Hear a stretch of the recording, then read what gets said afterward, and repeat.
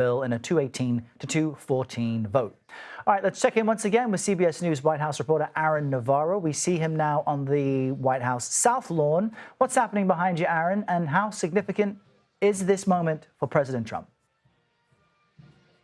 Yeah, Errol, if you can hear, the president's Marine Band is playing in anticipation of the president to make remarks and sign what he has called One Big Beautiful Bill, a big legislative win for the White House to get their spending and agenda through Congress, especially when it comes to extending the tax cuts that he had in 2017 and adding $120 billion to immigration enforcement, particularly the building of the southern border wall, as well as hiring for more ICE agents. This has been something that this past week, especially senior administration officials tell us that President Trump has really been working the phones, especially on Wednesday, to convince some of those holdouts in terms of Republicans in Congress to support the bill. He eventually got that when the House passed the bill this past Thursday. And while you mentioned some of the increased spending in some areas of the government, where will this bill make significant cuts that some of our viewers will likely see? Yeah, we're going to see tighter requirements for those looking to be eligible for Medicaid, Medicare. The Congressional Budget Office estimates that over 12 million over the next decade could be without health insurance because of these tighter requirements. We're also expecting to see funding in some ways for rural hospitals to decrease substantially as well as tighter requirements for SNAP or food stamps. So food assistance programs could see a bigger cut. Now, in terms of what Republicans, the administration, have been touting, it is primarily the border funding as well as those tax cuts, which they argue will help the middle class in terms of having a higher limit in terms of state and local deductions. But opponents of this bill, including Democrats in Congress, have been pointing to these tax cuts helping the higher class Americans the most as well. Now, the president wants to make a real display of this signing of the bill. You've got it happening during a 4th of July ceremony at the White House. This was his self-imposed deadline. And I understand there will also be some flyovers as he signs this to really give it a dramatic effect. Explain to our viewers why that's significant. Yeah, the president said to reporters yesterday that as he's expected to sign this bill on the White House South Lawn, he's expecting a flyover of B-2 Spirit planes, fighter jets, above the White House as he signs that bill. And these are the same types of aircraft that were used in American strikes on Iranian nuclear sites just a couple weeks ago. We understand that the president also met with some of those pilots and other crew that were on those B-2s at the White House in a closed private meeting earlier today. So he's certainly playing that aspect of it all, as well as you mentioned, that arbitrary July 4th deadline. That has been something that earlier this week that President Trump emphasized that he really wanted Republicans in Congress to get this bill to his desk by, and they seem to have gotten that wish as he'll be signing it in a couple, in the next hour or so. Yeah, and we have been speaking with some both Republican and Democratic strategists who both believe that this bill is what Republicans and Democrats will be running on next year during the midterm elections, depending on if they think that it will encourage their base to get out and vote. And as we stand by for this to happen, Aaron, can you just explain to us what is about to happen? Give us kind of a TikTok, a play-by-play of the president who is scheduled to come out behind you and sign this bill. Mm-hmm. Yeah, in the next hour or so, we'll see the president come out, give remarks as he'll be joined by some of his cabinet members, some of the congressional supporters that have helped, pass this bill, thinking of House Speaker Mike Johnson, Senate Majority Leader John Thune, who are expected to be with the president, as he'll sign this bill, make remarks here to the families of folks in the military, as this has been dubbed as a military family picnic. And the president will sign this bill. The flyover will happen. And then we're expected to see the president later on watch the fireworks from the White House later this evening before departing to Bedminster in New Jersey, where he will be for the weekend.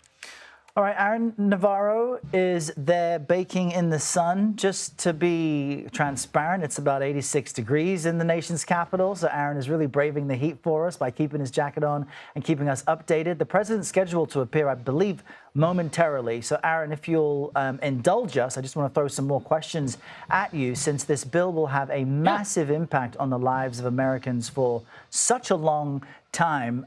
You mentioned kind of the socioeconomic scale. For lower income Americans, what does this bill mean? And for the wealthy, what changes might they see? Yeah, for the wealthy, they remain to see those tax cuts that he passed in 2017 that really benefit them. Those will continue. And the Trump administration, the president, have been arguing, should this bill not pass and should his tax cuts that he passed in 2017 expire, you could have seen a big tax hike. They, of course, are not expecting to see that, given that the, quote, one big beautiful bill has passed. But for lower income Americans, particularly when it comes to Medicaid, the federal spending and money contributed to the Medicaid system will decrease, putting more of an onus on the states, which will vary from state to state, Republican to Democratic state, as well as the cuts to rural hospitals and food stamps. That seems to be where the biggest impact could be for those lower class Americans, which is in part why you're seeing Democrats really signal that this is going to be the part of the bill that they campaign heavily on going into the 2026 congressional midterms. And Aaron, we just received an update that we expect the president to exit the White House momentarily, and we want to bring that to our viewers as it happens. As he signs this bill, there will be a CBS News special report, so we want our viewers to stay close for that as well. We'll break away when he does begin to make remarks, but Aaron, based on what you've just laid out, this bill could be quite divisive if Americans in rural parts of the country, even if they are Republican counties or states, they could see a kind of difficult moment as some Medicaid funding is cut and states then have to fill in the gap. This could be challenging for many people who have health issues and don't have much money. Yeah, and what makes this, at least politically interesting is some of those impacts on Medicaid, Medicare will happen after the 2026 midterm elections. In terms of the Trump administration, they argue that they are helping lower class Americans with the provisions in this bill when it comes to reducing greatly or eliminating taxes on tips, on overtime, on Social Security, in terms of federal taxes on those things. So that has been the argument on how they are helping some of those lower class Americans. But given the timeline of this bill, we might not know the full ramifications of those cuts on Medicaid, Medicare until after the 2026 elections. Yeah, lower income Americans certainly will feel some of this. And what about for businesses? What about, we talked about defense spending at the border. What are some other interesting aspects of the bill that we are discovering? I mean, it is hundreds upon hundreds of pages long, I think 900 pages in total. Yeah, around 900. One of the interesting things I saw in this bill was a permanent increase to the child tax credit to about $2,200. That has been a priority actually during the past administration, during former President Biden. That is something that is tucked into this bill as well. And really, it is the construction, as you mentioned, for that border wall. That is a long priority for this president. It's something he used in his 2016 campaign. And just the drastic increase of $120 billion to ICE, to immigration enforcement, is something that we have not seen in either President Trump's first term or President Biden's term. So that'll really speed up, potentially really amplify and elevate this mission that the administration has to scale up their deportations, their detainments of undocumented migrants. There have been calls for more, spaces to hold detained migrants, and we've seen some of that earlier this week with what is known as, quote, Alligator Alcatraz in South Florida. So this is something that really advances the president's priorities, not only since, he started the second term, but also on the campaign trail in 2024. That's how this White House has been portraying this bill, that it is fulfilling a lot of the promises that voters elected him to. All right, Aaron Navarro is there live on the hot White House South Lawn during an Independence Day event. We expect President Trump to exit and speak on the balcony momentarily. When that happens, Aaron, we'll bring it to our viewers live. So please stay close for us. And as I just mentioned, as soon as the president speaks, we will bring this to you live. And when he actually signs this bill into law, the moment it becomes the law of the land, we'll bring you a CBS News special report. So stay close. Now to other big stories. Russia bombarded Ukraine overnight in the largest aerial attack of the war so far. Russia's Air Force says it launched 550 missiles and drones at Ukrainian territory. Authorities say at least one person was killed and dozens injured. Paul Adams, with our partners at the BBC, has more. Well, the people of Kiev are clearing up after a pretty rough night. It wasn't the most deadly night. week or two ago, we saw more than 20 people killed in a single night of aerial attacks. But it was a very, very widespread, and it did have the largest number of drones so far, more than 530. It is an ongoing pattern, and one that leaves the Ukrainians convinced that, frankly, Mr. Putin is not interested in any kind of diplomatic dialogue, something that the Kremlin spokesman Dmitry Peskov this morning rather indicated that the Russians were not pursuing that path either. He said that for the moment diplomacy wasn't really working. Of course, we've had this flurry of phone conversations this week involving Donald Trump and Vladimir Putin, involving Emmanuel Macron and Vladimir Putin, but none of it seems to amount to a hill of beans at the moment.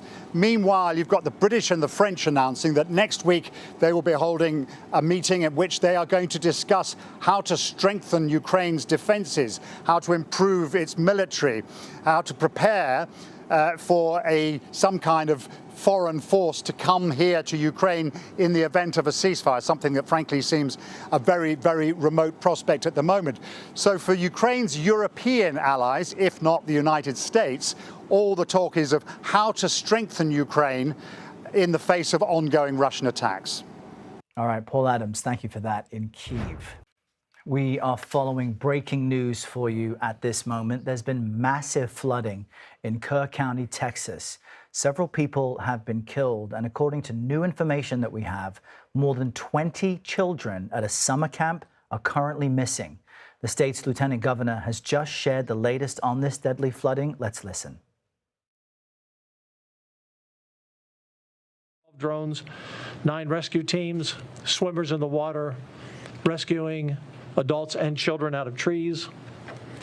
We have 400 to 500 people on the ground from all of our various units, and Freeman Martin, our director of DPS, can talk about the various units who are there. For the parents who are waiting, particularly that had children in Camp Mystic. Camp Mystic is a camp that has over 750 kids. Right now, there are 20-some that aren't accounted for. That does not mean they've been lost. They could be in a tree. They could be out of communication. We're praying for all of those missing to be found alive. We're doing everything we can to get in there. We have the game wardens. You were the colonel of the game wardens, Pete, walking in by foot, driving, dropping in the water, whatever we can do to find everyone we can. That camp is divided into 2 banks. For those of you, parents who have children at Camp Mystic, this is a notice they sent out. They know all of the names of the parents, all the email addresses, all the phone calls, all the cell numbers so they can make the calls. Their following message: we have sustained catastrophic level of flooding. We have no power, water, or Wi-Fi. All Cypress Lake campers are accounted for. So if your child was in Cypress Lake, that camp is divided into certain areas. All Cypress Lake campers are accounted for. All campers on Senior Hill are accounted for. If your daughter is not accounted for, all right, we now want to jump over to CBS News correspondent Jason Allen, who is in Kerrville. Jason, the lieutenant governor there, saying more than 20 children missing from a summer camp. We heard the mayor of Kerrville come to tears earlier, telling people to pray for the missing. What are you seeing? What are you hearing? Errol, we are standing at a checkpoint. This is the road that would lead to where those summer camps are located.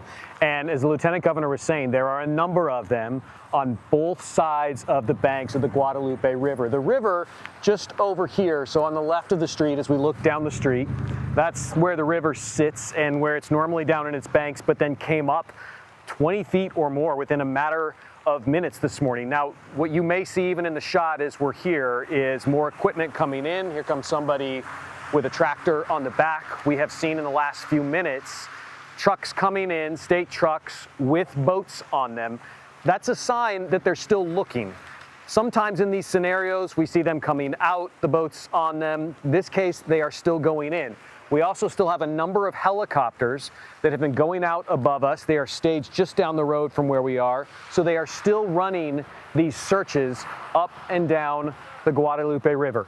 So there are a few camps down there. He mentioned one specifically. It's good news that they're not saying that there are children unaccounted for at the other camps. And then beyond that, Errol, there are a number of people and businesses that are located up and down this river. There are campgrounds, a lot of RV places too. Some people in RVs we know were able to drive away.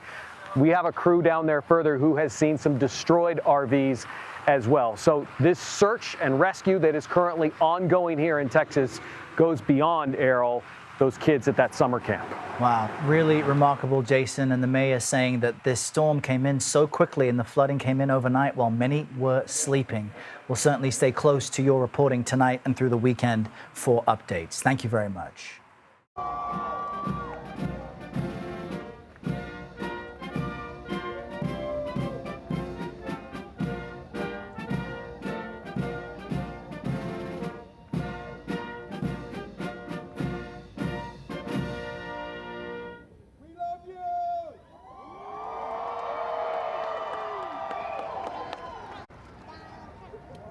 Right, and we know that many of you at this moment may be traveling for your July 4th holiday weekend. You can take CBS News 24/7 wherever you. All right, a gas station explosion rattles Rome, leaves dozens injured. What officials say may have caused that blast. Plus, we're breaking down how President Trump's tax break and spending bill may impact your life. A look at what this means for the economy next on CBS News 24/7.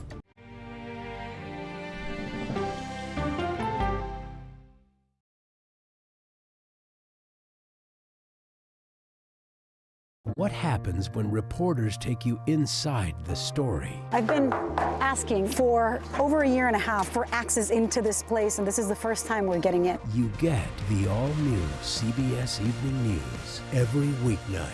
This is CBS.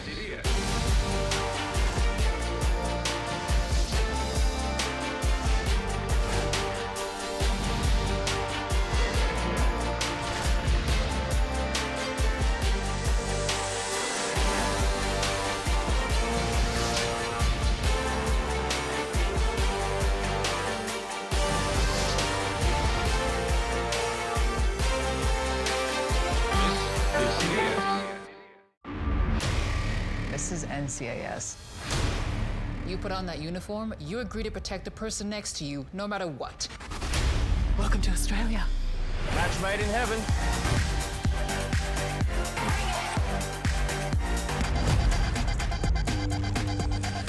Watch out! Are you hungry? Shout you a crock burger? NCIS Sydney. All episodes now streaming on Paramount Plus. Returns CBS Full.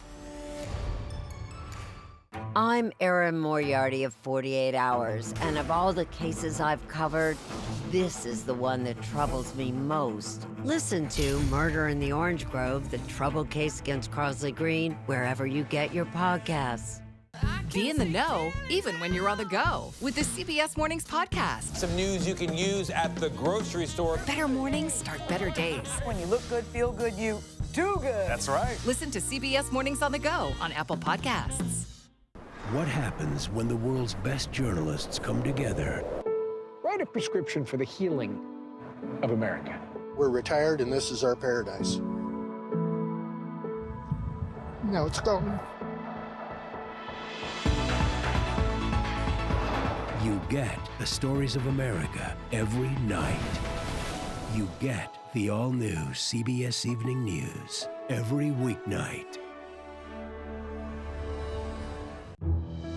I can only describe it as evil.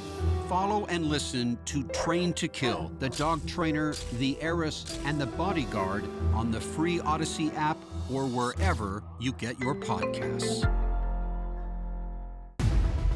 My job can get dangerous sometimes, but I'm very good at what I do. I know you're scared. I'm here to help. They said you were the best.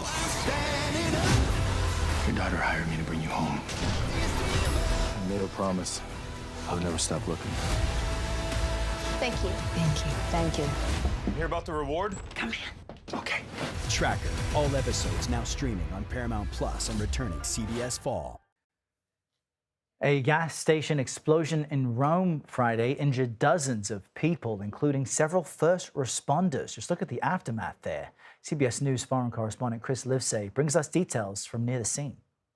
So I'm walking through the neighborhood that was struck by this massive explosion this morning when a truck reportedly backed into a gas line and triggered 2 explosions. In fact, those explosions took place right behind me, nearby this school. There would have been hundreds of school children here if this weren't summer vacation right now. In fact, just over this way, there's a rec center as well, where locals tell me that hundreds of kids were about to show up at the swimming pool, but because it happened so early this morning, there weren't any people there. That doesn't change the fact that dozens of people were injured in this blast. So far, we're told that 2 people are on life support. In fact, police are also talking about several people suffering from what's known as blast lung. That's the kind of thing you hear about in war zones. It's when there's a huge displacement of oxygen when an explosion takes place, and it can lead to an inflammation or even...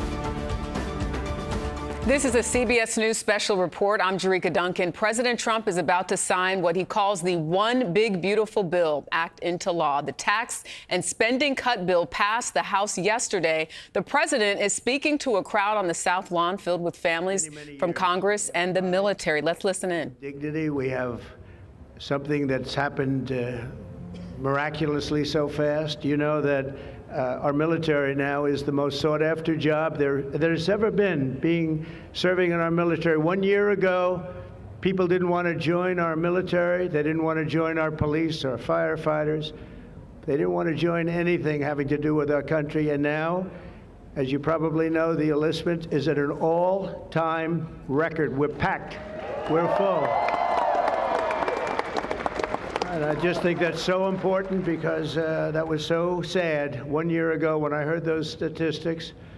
We had a different president, but nobody wanted to join, and now we're at a record. And I will say that I just left NATO, where we had a tremendous experience. They've agreed to put up over $1 trillion a year. They went from less than 2% to 5%, and nobody thought that was possible.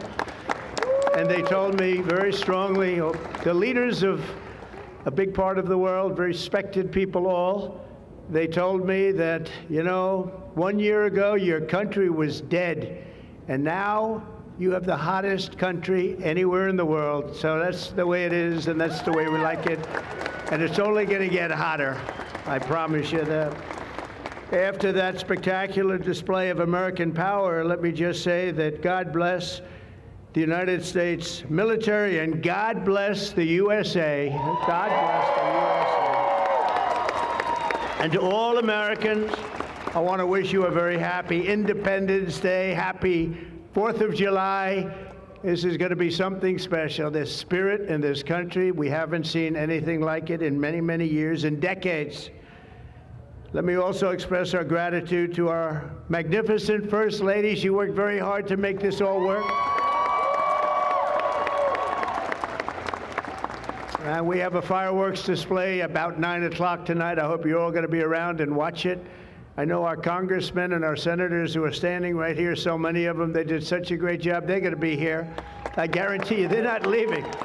They're not leaving. Thanks as well to the National Park Service, the USO, and countless friends and distinguished guests. We have so many people in the audience that have so much to do with the success of our country. We've, I think, had probably the most successful almost 6 months as a president and the presidency. I think they're saying it was the best 6 months, and I know for a fact they're saying the last 2 weeks there has never been anything like it as far as winning, winning, winning. So as you know, 2 weeks ago, our incredible Air Force pilots conducted one of the most successful military strikes in all of history. Operation Midnight Hammer, and that's exactly what it was. It was a hammer. This evening, we're honored to be joined by 150 airmen and their families from Whiteman Air Force Base in Missouri, home of the B-2 bomber.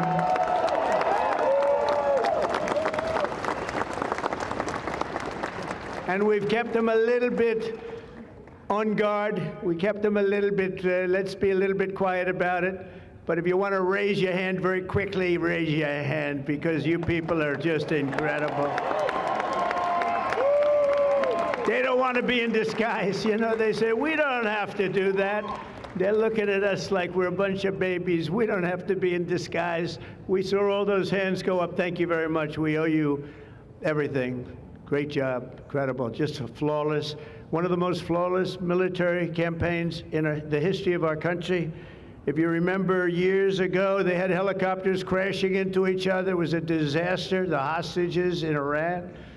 And we had just the opposite. We didn't have any crashes. We didn't lose any planes. We didn't lose anybody. Those beautiful planes that you saw were totally stealth. They flew right over the center of a very hostile country, and they never even saw it coming. And then they said, skedaddle. They dropped the bombs. They said, skedaddle. And that big sucker turned over like this on its side, and it got out of there. Well, I'll tell you what, how they do that, but they can do it. I asked our great General Kane, how do they do that? Do they really love doing that? Look at them, they're all laughing. And they said, do they really like doing it, sir? They can't wait. Better you than me. That's all I can say. It was a flawless mission. Every single bomb hit, and it was total obliteration. Total obliteration. Now, even the fake news is admitting that. They hated to admit it, but they had no choice. That was an incredible thing, and these heroic pilots showed our enemies what it means to fly, fight, and win. To every service member who supported that mission, and we have many of them here. We've made we've made you proud by supporting, but you've made us even prouder by having the courage to get in those gorgeous machines and fly through the roughest airspace anywhere in the world. And we salute you, and we honor you. Thank you very much for being here. Thank you.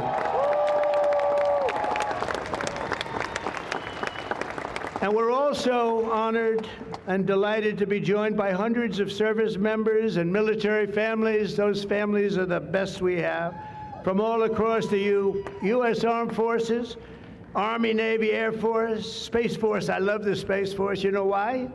Because we're the ones that did it. It's turned out to be a very invaluable force, actually. The Coast Guard and the Marines are incredible people. On behalf of our entire nation, this 4th of July, we thank you for keeping America safe, strong, sovereign, and free. Thank you very much for being here. Great honor. And stick around for the fireworks. And our country's had so much to celebrate this Independence Day.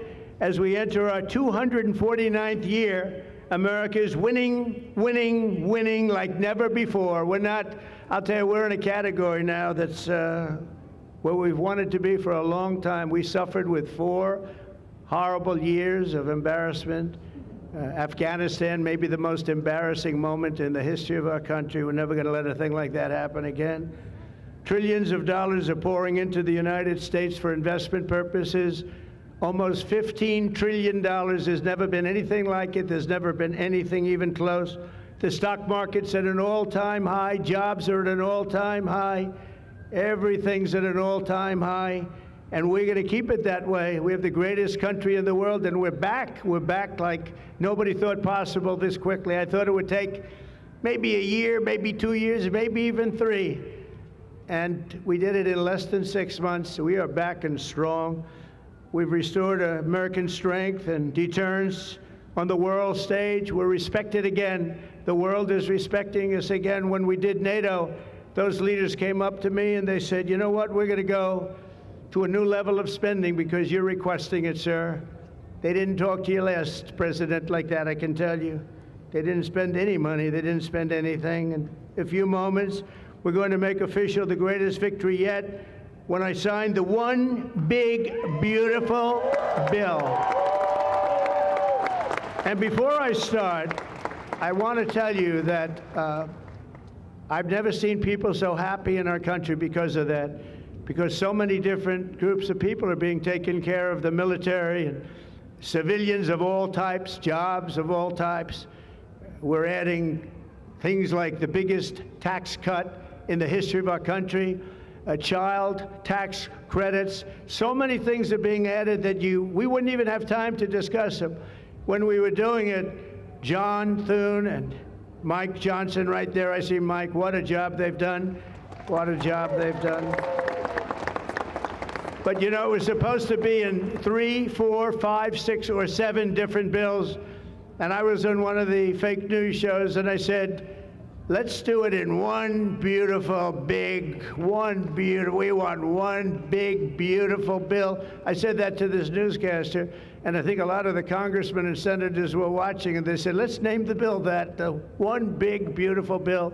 And that's what we did. And what we've done is put everything into one bill. It's never happened before. It's the biggest bill of its type in history. We've never had anything like that before. Nothing like that they thought would be possible to get passed. And actually, I liked it because we had so much in there that no matter who you are, there was something in that bill that would make your congressman or your senator or your congresswoman, much more importantly, raise their hand and support, right, Lisa? So that was something, and it was really something special. So the American people gave us a historic mandate in November. We won everything. We won the swing states, all 7 swing states. We won every one. That rarely happens. We won the popular vote. We won the districts, 2,750 to 505. That's why when you look at a map, it's all red, a little blue on each end, but it's all red. And by the way, red means Republican, just in case. But we made promises, and it's really promises made, promises kept, and we've kept them. This is a triumph of democracy on the birthday of democracy. And I have to say that the people are happy. They're happy. And I listened to a broadcast, and I read a couple of articles. They have the Democrats, they should have voted for it. They didn't vote for tax cuts. They didn't vote for taking care of people. They didn't vote, not one vote. And we knew that because their hatred of either the country or me or both is so great. They didn't vote at all, and it's terrible. But I just have to say, they have a routine. It's terrible, they say. Terrible, terrible. You saw that guy standing up for hours yesterday. He didn't know what he was even doing there. I say, when's he sitting down? He had a towel. He's wiping his face. That's not too elegant. But what is he? I said, what is he doing for so long? And he couldn't criticize the bill. He was criticizing everyone else and everything else. So they've developed, and this is according to the news media, they've developed a standard line, and we can't let them get away with it. Oh, it's dangerous. Oh, everybody's going to die. It's actually just the opposite. Everybody's going to live. This is just the opposite. And I just want you to know, if you see anything negative put out by Democrats, it's all a con job. And they said, and they compared it to just like the con job of Russia, Russia, Russia, and all of the other things they did. The 51 intelligence agents said, and the laptop from hell, it came from Russia, they said. No, it didn't come. A lot of things come from Russia. That didn't come from Russia. And it was all proven out to be a fake job, and that's what they're doing with this. So we just have to look forward, fellas, look forward and just say what it is, because it's the most popular bill ever signed in the history of our country. Whether you're military or anybody else, this is the most popular bill ever signed. And it includes the largest tax cut in American history, the largest spending cut, $1.7 trillion, and yet you won't even notice it. Just waste, fraud, and abuse in American history. So you have the biggest tax cut, the biggest spending cut, the largest border security investment in American history. We want to have strong borders, and the only thing is we want to have great elections, too. You need strong borders and elections, and my people have promised me that we're going to go into elections, and we're going to make sure they're not rigged, that they're not sullied. We're going to make sure that the elections are going to be fair. You need 2 things. You need strong borders, and you need fair elections. And we're going to make sure on the elections also. And our armed forces are one of the most vital military modernizations of all time. It will take place. So we rebuilt our military in our first term. And now we're going to modernize and remodernize our military, including building a great golden dome all over our land, so that if they get nasty with us, it's going to be knocked down. It's going to make any of the golden domes, they call them the iron domes, we're calling ours the golden dome, because we did the iron domes, and we do sort of everything, if you want to know the truth, but this blows it away. We're going to keep you safe. I want to thank every member of the House and Senate who worked to get this bill on my desk, and many of them are here, and I'm not going to mention all their names because we'll be standing here, but I have to mention a few. And especially I want to thank Vice President J.D. Vance, who's been fantastic. Secretary of State Marco Rubio, who's been incredible. We have somebody that is, it was a passion. I think he actually loved it. It wasn't easy, but he loved it. Speaker of the House, Mike Johnson, who's right here. Speaker, thank you very much. What a job, and he worked so closely with the Senate Majority Leader, John Thune, who's a fantastic guy. And those two are a team that is not going to be beat. When you look at them and you look at their counterparts on the other side, it's not even close. I want to thank both of you people for doing an incredible job. Thank you very much, John and Mike. House Majority Leader Steve Scalise, a brave man.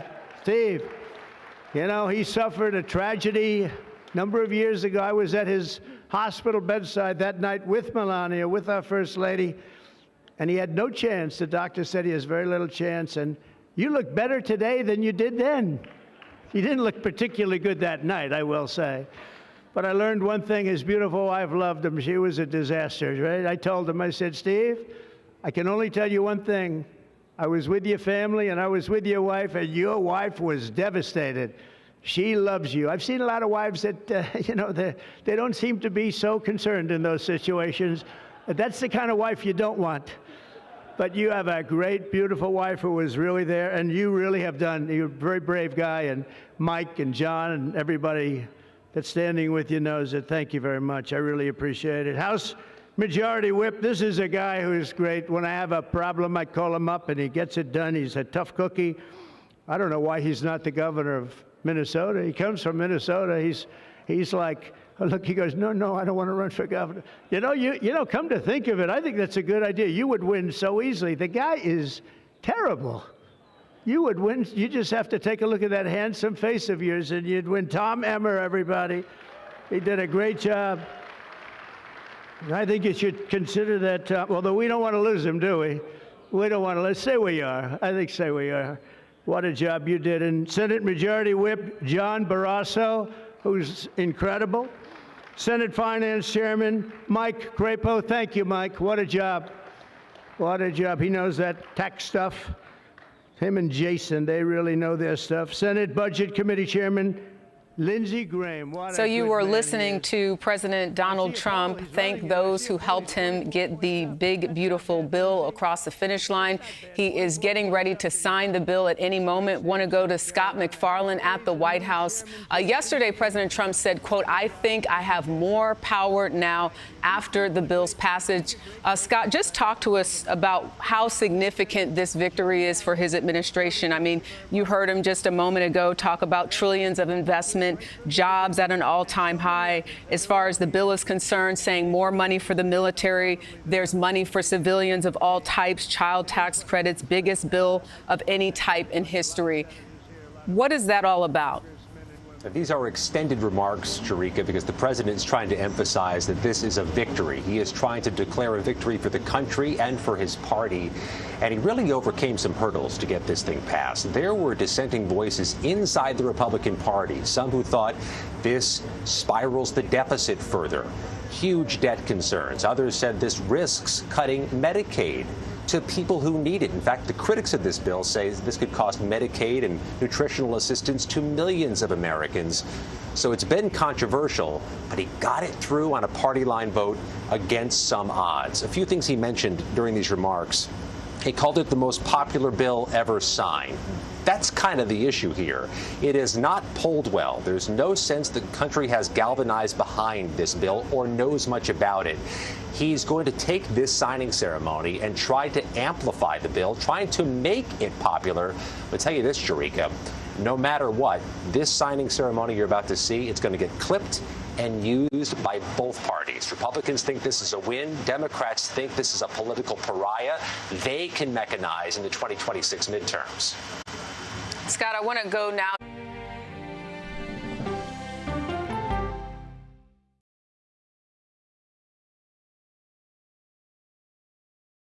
What happens when you get conversation over conflict? I think they've taught me to have grace and compassion. When we follow the human side of the headline. I'm not asking that we ignore disability, rather that we do not ignore ability. When news takes you where the story happens. We've just crossed into Lebanon. When the world's best journalists come together to cover your world, you get the all-new CBS Evening News every weeknight. It's the most popular F word in Washington, fraud. Is it true that the Social Security number of just about every single American is available for sale on the dark web? An eye-opening 60 Minutes report. That's chilling. It's time for 60 Minutes. Your life is still a mystery. When your gut tells you something fishy's going on, there's almost all to people as well that many of these tax provisions in particular will likely take effect as soon as this year, but some of those changes to Medicaid and food assistance programs, like implementing those new work requirements, will be phased in the coming years. Jerika. He came down hard on Democrats and said that those who didn't vote for him had a hatred for the country or me or both.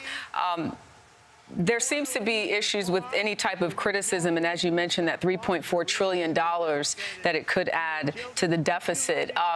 Talk about the expectation of how this could affect Republicans in the next year's midterms.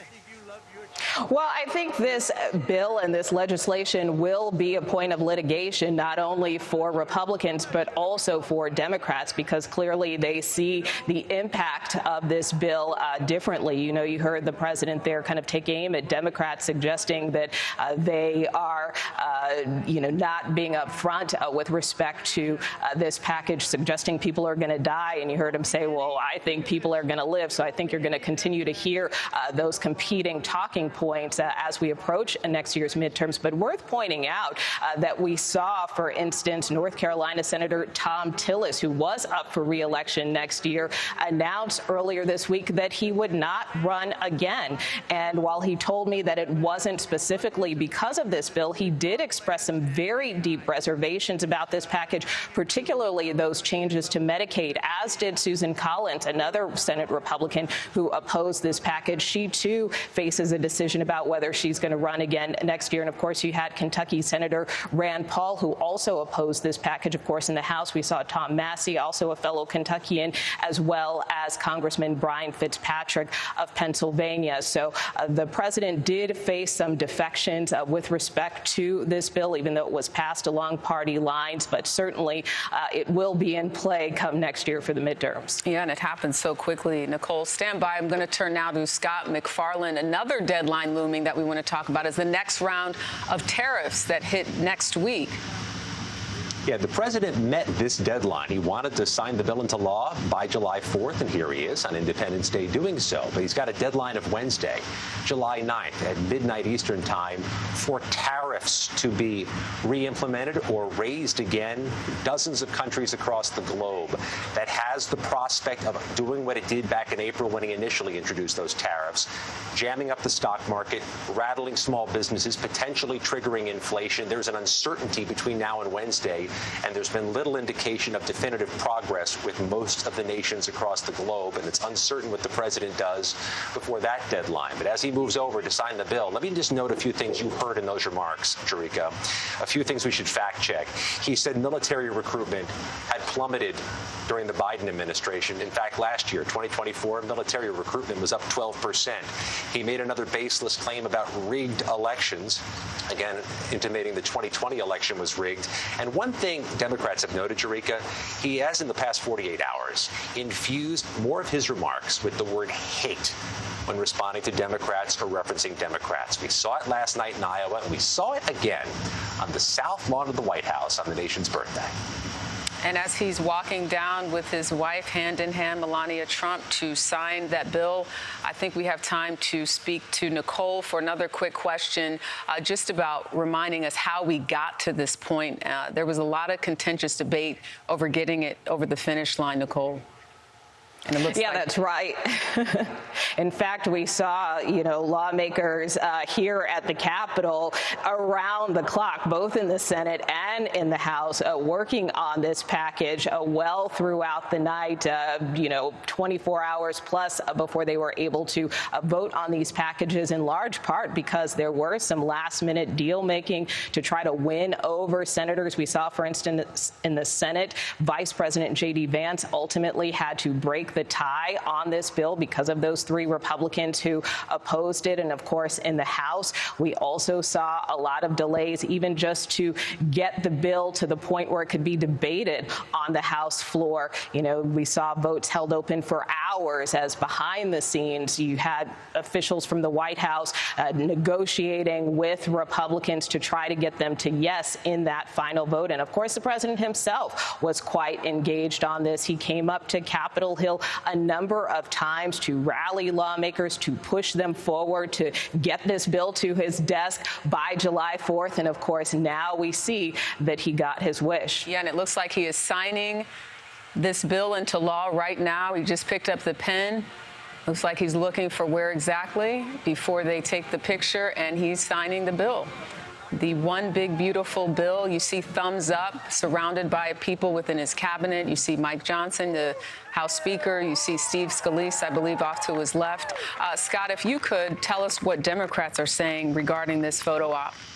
This is quite an American moment, Jerika. Both parties are quite confident this photo op, the one you're seeing right now, is going to be political nitroglycerin for them in 2026. Republicans think they have a big victory here to tout to voters, to show what their control means.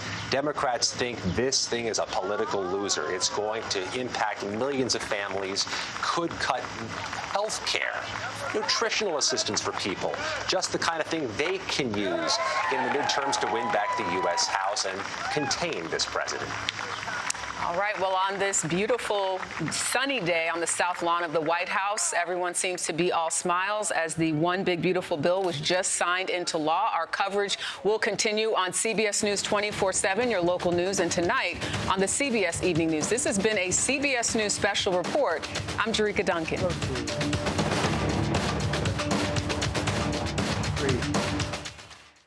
All right, there it is. It is now official. Good evening, everyone. I'm Errol Barnett at the CBS Broadcast Center here in New York City. We've just ended watching a CBS News special report as President Trump officially signs his so-called one big, beautiful bill. It is now the law of the land.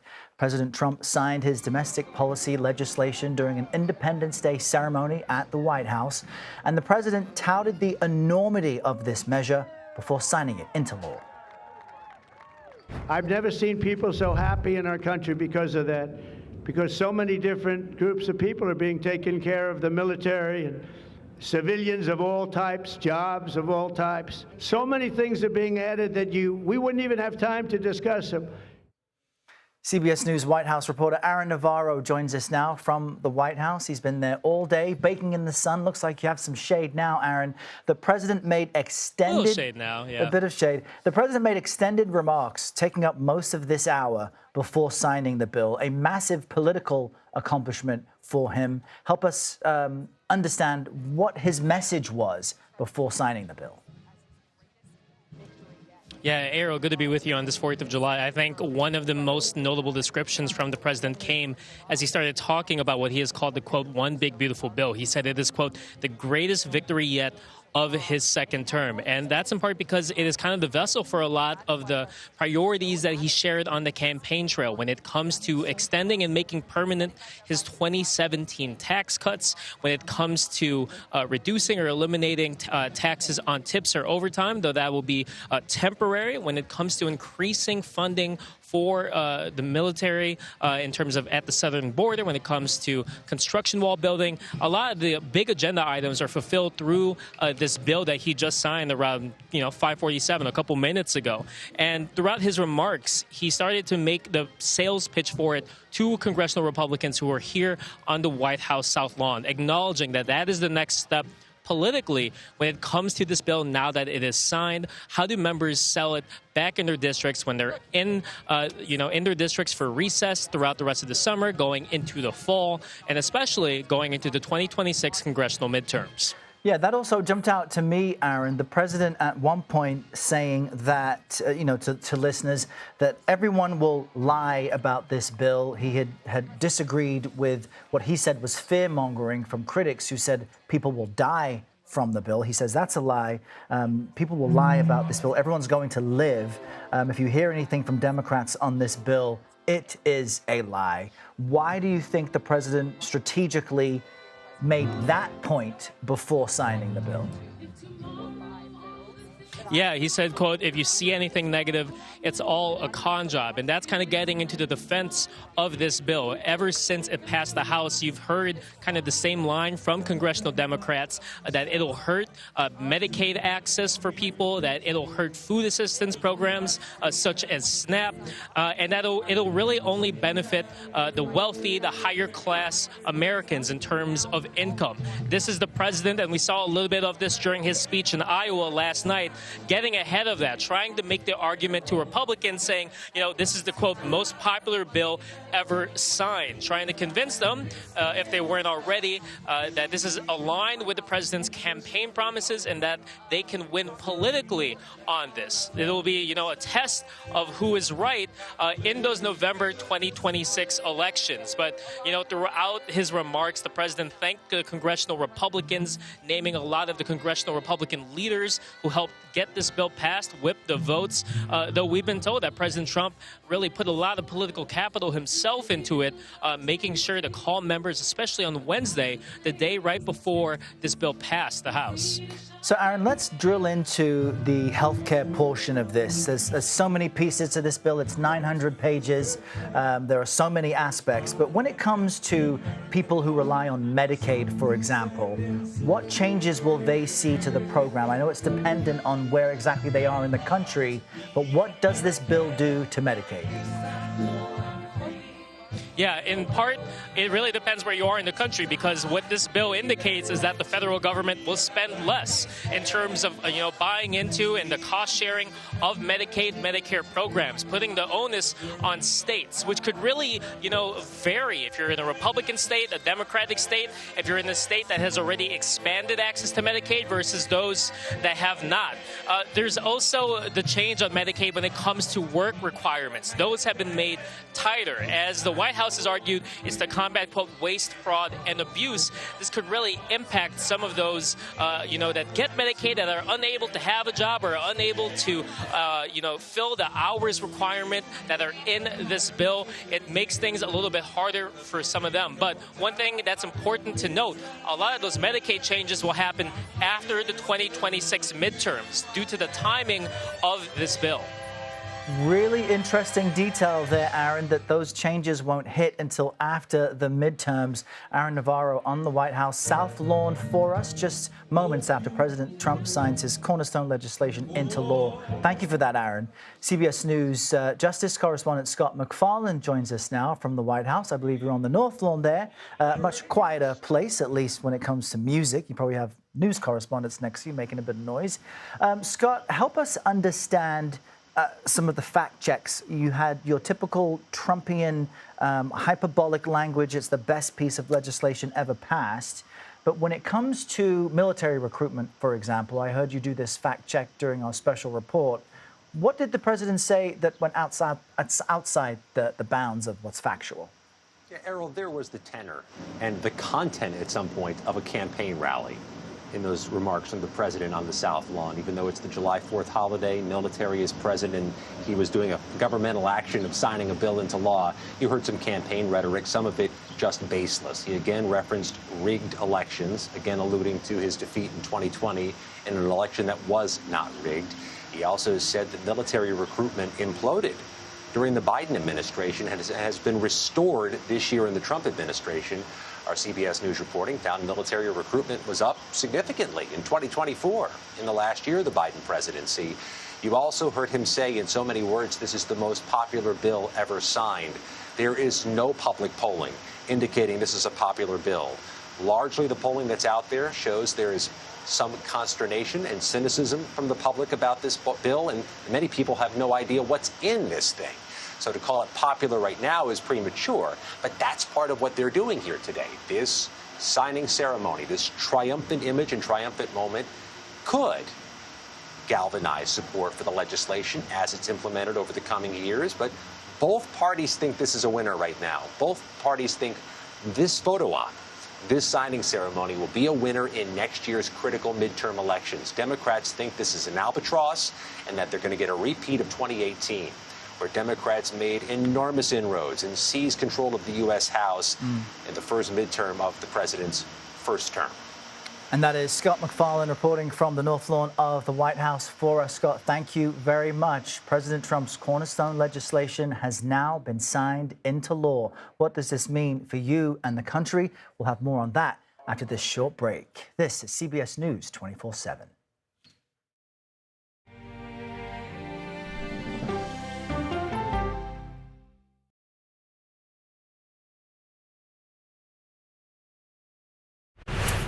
We're NCIS. Do you guys want to see me do the cha-cha slide? Can we get to the body, please? Right.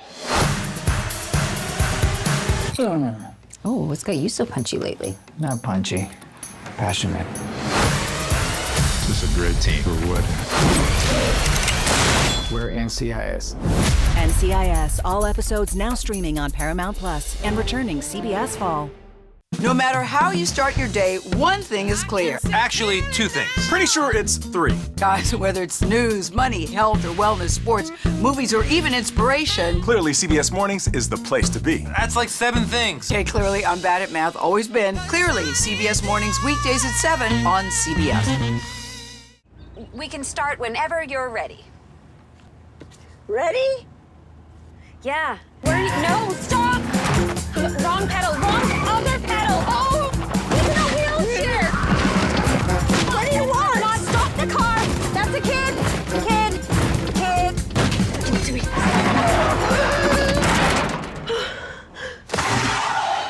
Did I pass? Now serving 942. And that goes a little something like this. Here we go.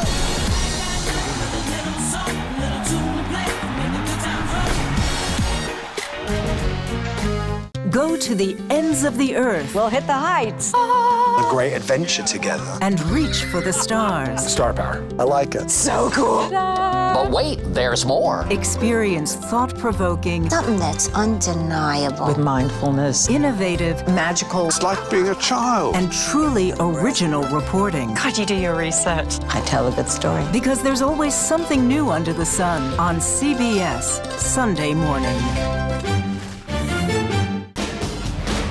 Hi, CBS. I'm Tom Ellis. I can't wait for you to see my new show, CIA, coming CBS Fall.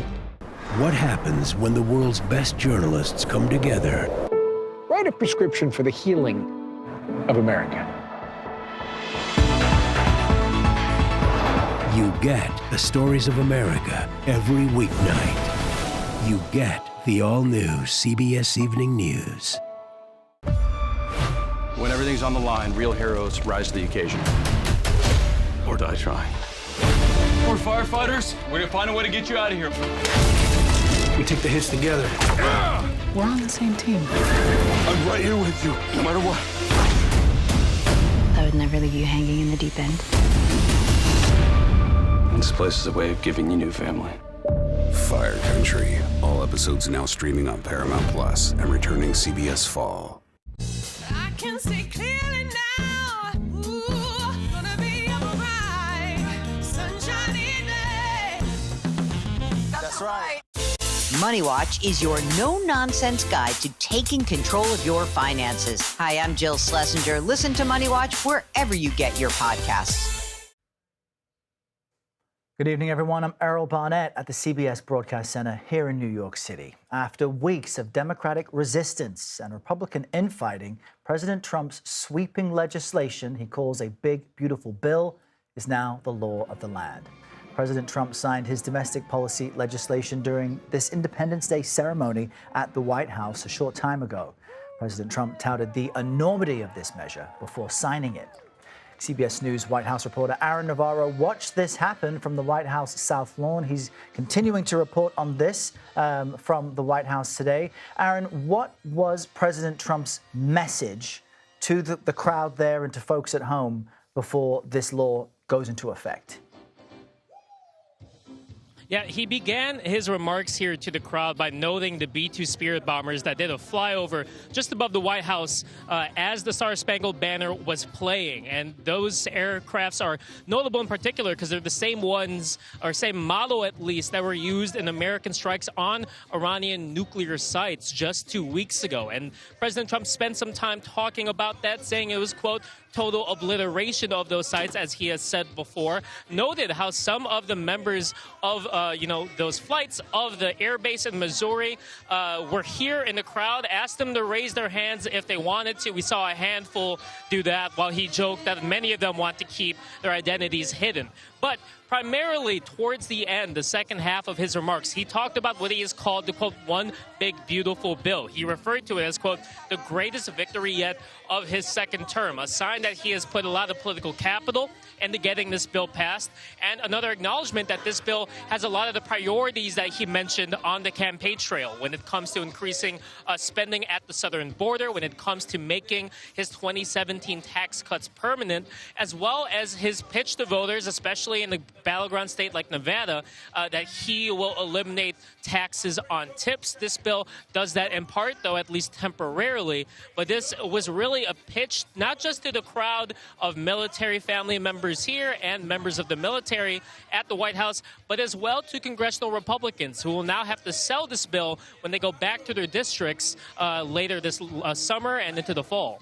And as you're speaking to us, Aaron, we were just looking at footage of President Trump, joined by First Lady Melania Trump, greeting guests there at the White House South Lawn as their Independence Day celebrations continue. Aaron Navarro, thank you very much.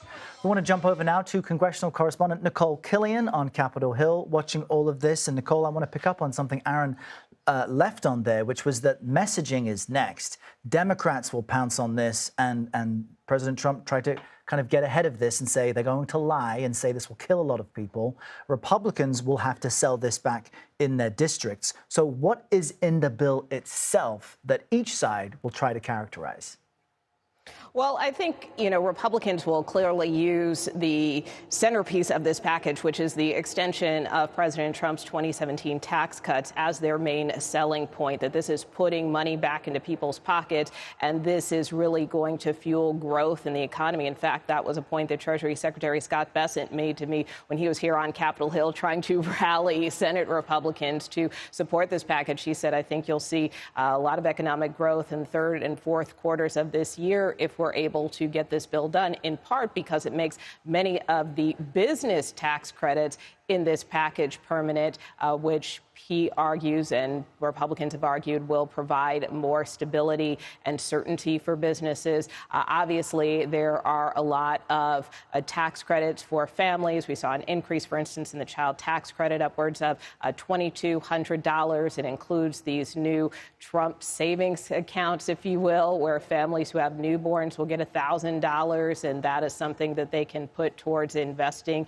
in their child and in their future, whether that's education or other needs. And then, of course, the rest of the individual tax cuts were also made permanent some of them temporary, but, nonetheless, this is something that will likely impact a number of Americans. What we hear Democrats more specifically campaigning on, of course, and what they made the arguments against in this package, which is why they unanimously opposed them, are these cuts to Medicaid and food assistance programs like SNAP. The Congressional Budget Office projects that upwards of 11.8 million people could potentially lose their health coverage if this bill becomes law. So that has been a point that Democrats have made, even suggesting even more than that could be impacted. You also have, with respect to the food assistance programs as well, because a lot of the burden will shift onto states to implement these programs and to carry more of the cost for these programs, that is something that we have heard will have a negative impacts, and more specifically on the Medicaid front, too.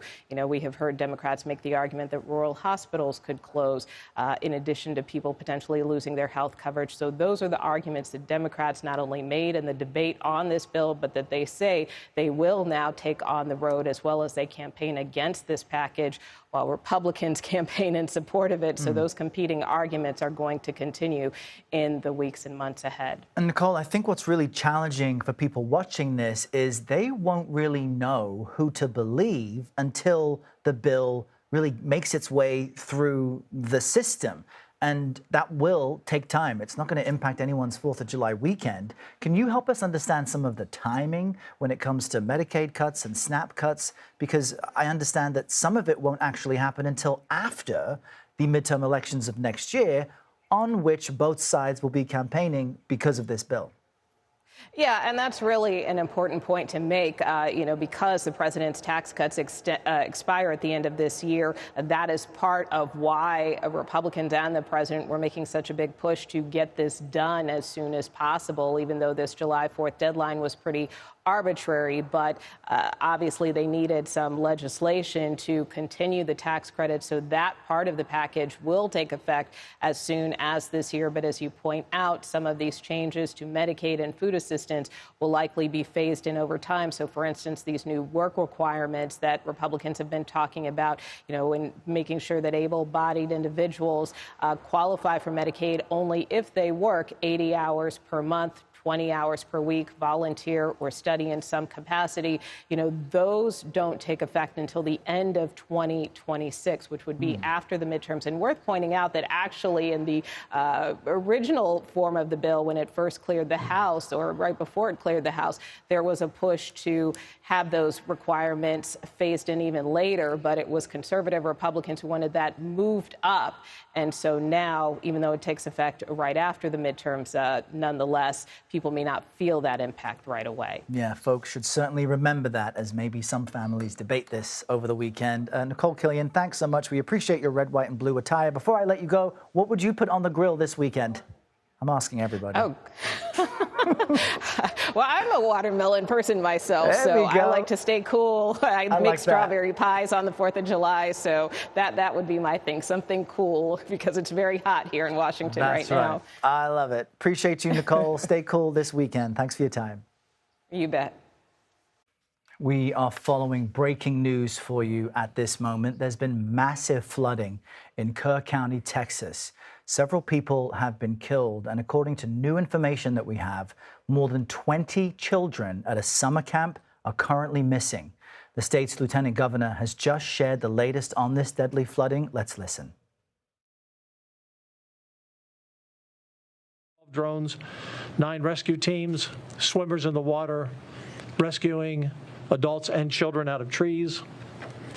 We have